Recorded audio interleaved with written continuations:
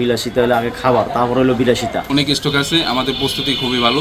Jersey এবার প্রচুর আমদানি হয়েছে, প্রচুর আমাদের বাংলাদেশীয় জার্সি অনেক আইছে, তারপরে চায়না আইতাছে, এখন প্রচুর রেটও কম, আপনার প্রচুর বিক্রি হইতাছে। বর্তমানের অবস্থা চেয়ে ভালো বিক্রি হইতাছে, কিন্তু বোঝা যাইতেছে না আপনি সামনে কুরবানি ঈদের জন্য।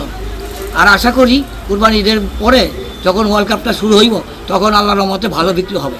দেশের একটু অর্থনৈতিক অবস্থা খারাপ হওয়ার কারণে একটু চাহিদা একটু এরকম কমতেছে, সবার এই টাকা পয়সার একটু সমস্যার কারণে আমাদের ব্যবসা মোটামুটি আলহামদুলিল্লাহ ভালোই চলতেছে। আমাদের ভবিষ্যতে জার্সির অনেক স্টক আছে, আমাদের প্রস্তুতি খুবই ভালো, দেখি আল্লাহ পাক কী করে। তারপরে সামনে কুরবানি ঈদ, মানুষের একটা প্রিপারেশন আছে, আর্থিক অবস্থা খারাপ সবারই, দেশের পরিস্থিতি খুবই ভালো না, তার জন্য মানুষ বিলাসিতা হলে আগে খাবার, তারপর হলো বিলাসিতা।